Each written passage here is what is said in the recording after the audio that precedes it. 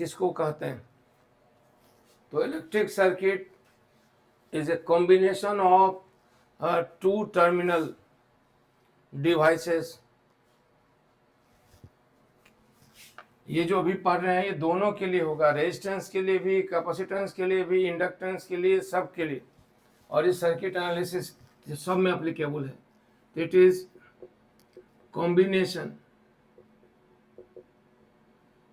Of two terminal devices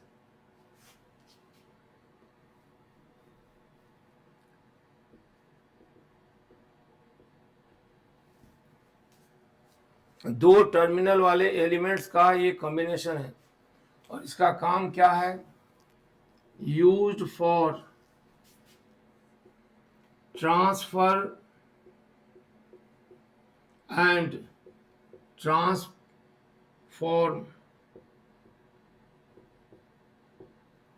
electrical energy. An electric circuit is a combination of two terminal devices used for transport and transformation of electrical circuit energy। एक point से दूसरे point पर electrical energy को पहुंचाने के लिए या एक फॉर्म से दूसरे फॉर्म में कन्वर्ट करने के लिए दो टर्मिनल वाले दो या दो से ज़्यादा डिवाइस को जब हम कंबाइन करते हैं यानी साइमल्टेनियसली यूज़ करते हैं तो उस अरेंजमेंट को इलेक्ट्रिक सर्किट कहते हैं। An electric circuit is arrangement of two terminal elements और devices used for transport and transformation of electrical energy from one form to other form or from one point to other point। और ये एक closed path होता है जिसमें अलग अलग elements होते हैं and those parts are individual functions and these parts are called circuit elements। तो लिखिए सर्किट एलिमेंट्स।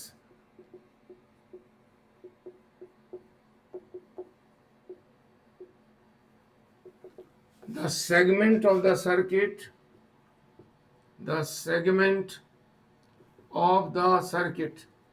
circuit क्या है? It is a closed path consisting of number of two terminal elements, all are used for the purpose of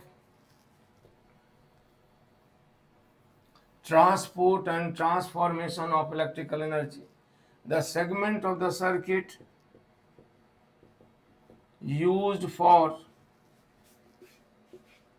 a specific function।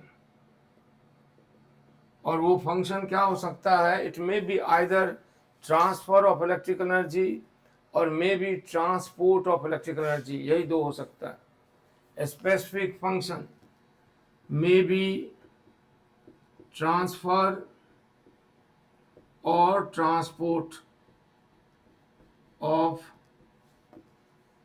Electrical energy. विद्युत ऊर्जा के एक स्थान से दूसरे स्थान पर ले जाने, ट्रांसफर करने या ट्रांसपोर्ट करने के लिए इस्तेमाल होता है। तो सर्किट में अलग अलग पार्ट्स हैं। Those parts are having specific functions and those functions may be either transfer or may be either transport of electrical energy. और इनको सर्किट एलिमेंट्स कहते हैं। सर्किट एलिमेंट्स किसी भी सर्किट में तीन तरह के हो सकते हैं। Circuit is a closed path and purpose of this structure or arrangement or function is to transfer electrical energy from one point to other point or transform electrical energy from one form to other form। यानी विद्युत परिपथ एक संरचना है जिसके अलग अलग खंडों की विशिष्ट कार्य है और उसका उपयोग होता है विद्युत ऊर्जा को एक स्थान से दूसरे स्थान पर या एक स्वरूप से दूसरे स्वरूप में स्थानांतरित या रूपांतरित करने के लिए। और उसके अलग अलग खंडों की विशिष्ट क्रिया होती है, उन खंडों को हम सर्किट एलिमेंट्स कहते हैं। तो उन्हीं को हम लोग सर्किट एलिमेंट्स कहेंगे। अब टाइप्स ऑफ सर्किट एलिमेंट जो हम लोगों को पढ़ना है, टाइप्स ऑफ सर्किट एलिमेंट्स। तो सर्किट एलिमेंट्स तीन तरह के होंगे और उनके फंक्शन के आधार पर हमको तीन तरह का बोल रहे हैं। पहला कहलाएगा एक्टिव सर्किट एलिमेंट्स। ये हैं active circuit elements. They are called active circuit elements. और दूसरा कहलाएगा अच्छा, इनका काम क्या है? The active circuit elements generates electrical energy and supply to the circuit. इनका काम है they generate electrical energy, they generate electrical energy,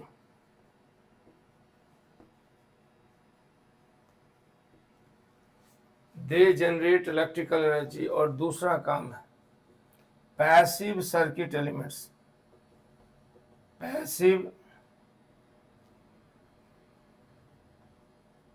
circuit elements. इनका काम है ट्रांसफॉर्म करना, इलेक्ट्रिकल एनर्जी को दूसरे फॉर्म में ट्रांसफॉर्म करना। दूसरा फॉर्म जैसे थर्मल एनर्जी में, केमिकल में, मैकेनिकल में या किसी और फॉर्म में, they transform electrical energy. Active element generates करते हैं, ठीक है। इलेक्ट्रिक सर्किट किसको कहते हैं? It is closed path consisting of number of active and passive elements and number of two terminal devices. The purpose of arranging those devices and is to transfer or transport electrical energy or transform electrical energy. The different segments of the circuit having specific functions are called circuit elements, and there may be three types of circuit elements. One is called active circuit element. They are used for generating electrical energy. Passive circuit elements, they are used for converting electrical energy into other forms. And there is a third type that is called waterless elements, जिनका काम कोई electrical energy को transfer या transport करना directly नहीं है. They support the establishment of current, they support the establishment of EMF, and they ultimately support the process of active and passive elements. इनका काम सिर्फ इलेक्ट्रिकल एनर्जी को एक पॉइंट से दूसरे पॉइंट पर ट्रांसफ़र करना है without changing the form, without changing the amount भी चेंज करना नहीं. इसीलिए उनको बोलते हैं वाटरलेस एलिमेंट्स. वाट माने पावर के लिए, तो तीसरा कहलाता है वाटलेस एलिमेंट्स. ये वाट हुआ, ये लेस एलिमेंट्स. इनका काम है to transfer electrical energy from one point to other point without causing loss or appreciable leakage or any type of loss of quantity और स्वरूप, मतलब कि फॉर्म में भी कोई चेंज नहीं आएगा. ये वाटलेस एलिमेंट जैसे कनेक्टिंग वायर, स्विच वगैरह सब कुछ. तो इस तरह सर्किट में तीन पार्ट हो गया, एक्टिव, पैसिव एंड वाटलेस. अब एक्टिव एलिमेंट्स का भी चार ग्रुप हो सकता है. पहला कहलाता है वोल्टेज जनरेटर, दूसरा कहलाएगा करंट जनरेटर, और तीसरा कहलाएगा पावर जनरेटर, और चौथा कहलाएगा सिग्नल जनरेटर. और हम अभी कौन यूज़ करेंगे? तो सिर्फ वोल्टेज जनरेटर.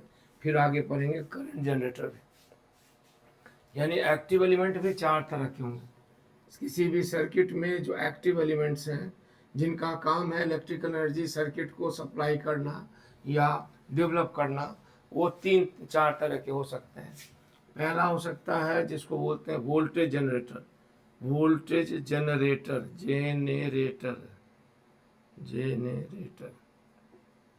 दूसरा हो सकता है करंट जनरेटर, करंट जेनेरेटर. और तीसरा हो सकता है पावर जनरेटर, पावर जनरेटर. और चौथा हो सकता है सिग्नल जनरेटर.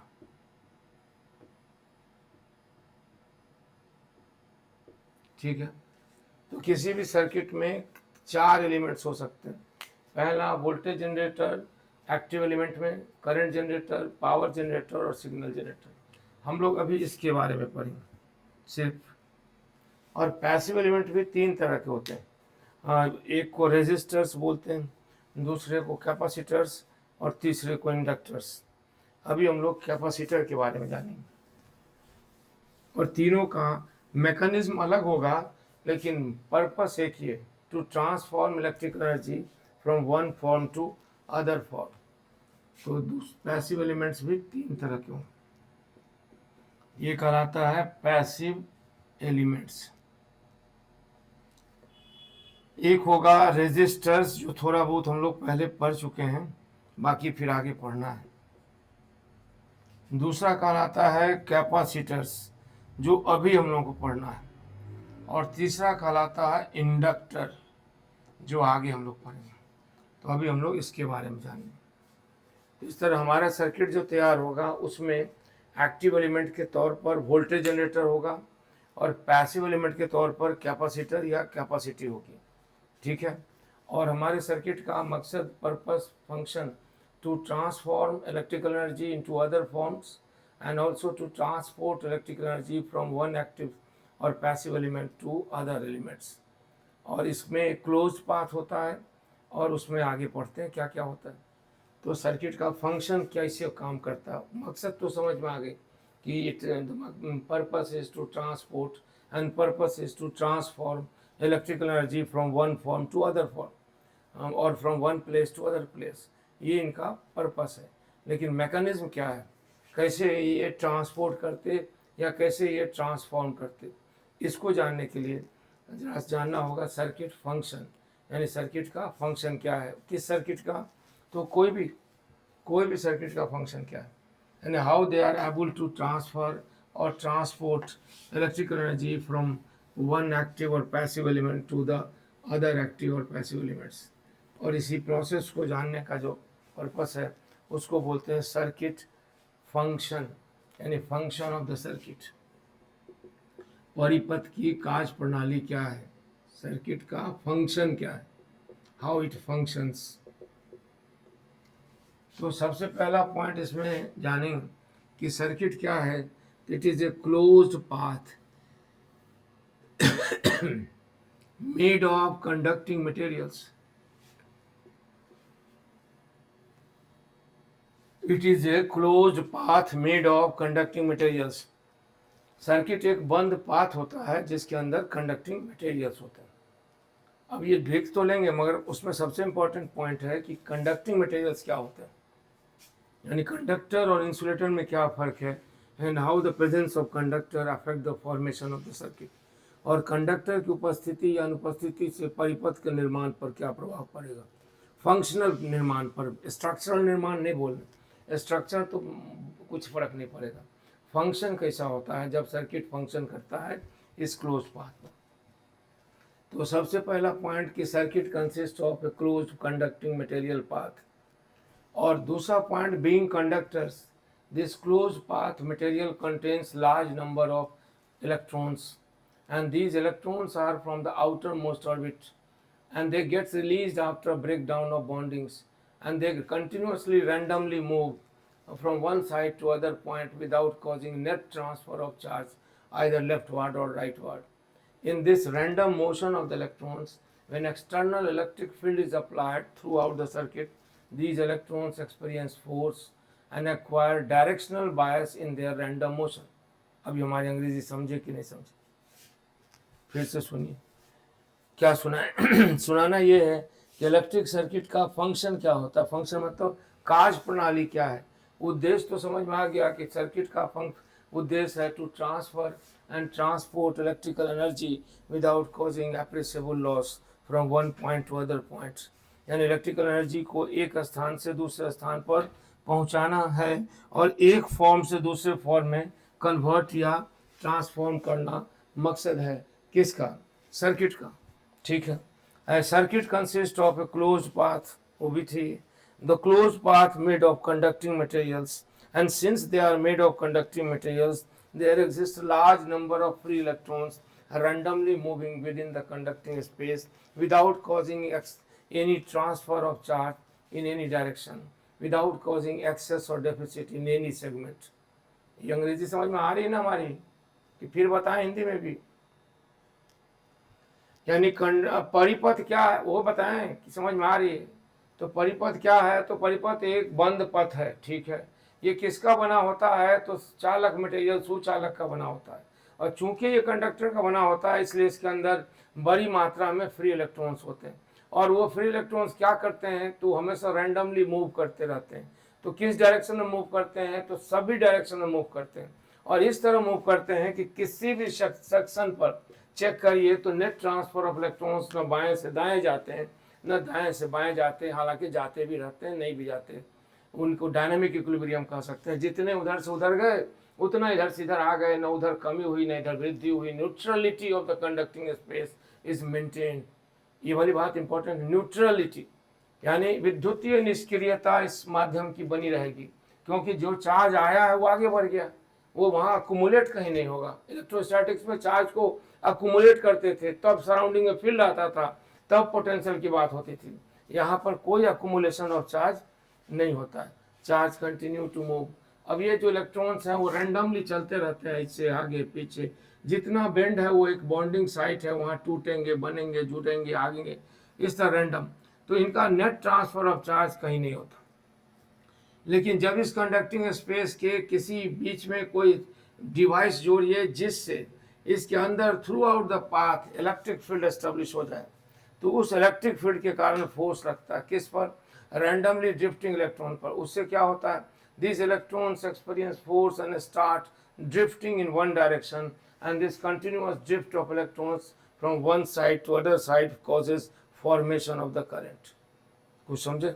और इसी रैंडम मोशन ऑफ इलेक्ट्रॉन में डायरेक्शनल बायस आने से पूरे परिपथ में धारा की स्थापना होगी।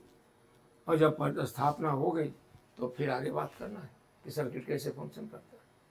लेकिन शुरुआत ये कि every electric circuit means close path, it is made of conducting materials and those conductors contains large number of electrons, and these electrons are always in random motion, and due to random motion they may collide with other atoms or electrons, and every collision results into deviation of charged particles motion, or thus a conducting material is made of large number of negatively charged relatively free electrons and moving randomly without having any directional.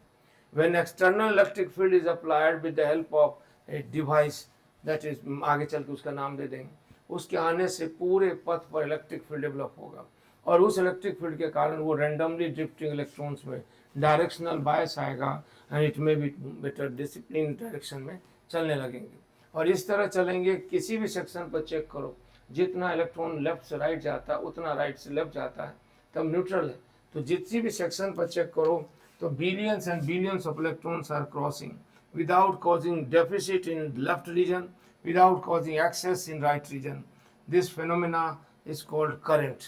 यानी जब पूरे परिपथ में charge के transfer की ऐसी स्थापना हो कि किसी भी सेक्शन पर चेक करो तो जितना इलेक्ट्रॉन्स लेफ्ट से राइट गया उतना ही इलेक्ट्रॉन इधर से इन करता, उधर से आउट होता, मगर जिधर से इलेक्ट्रॉन आ रहा उधर डेफिसिट नहीं हो, कमी ना हो, और जिधर इलेक्ट्रॉन जा रहा उधर एक्सेस ना हो, then the condition is called current, विद्युत धारा।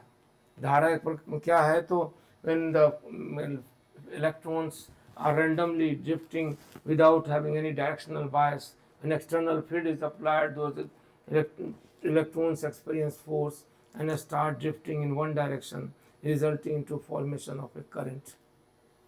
ठीक है, समझ में आई बात? इस पर सोचिए, फिर कंडेंसर के बारे में अगले क्लास में पढ़ेंगे।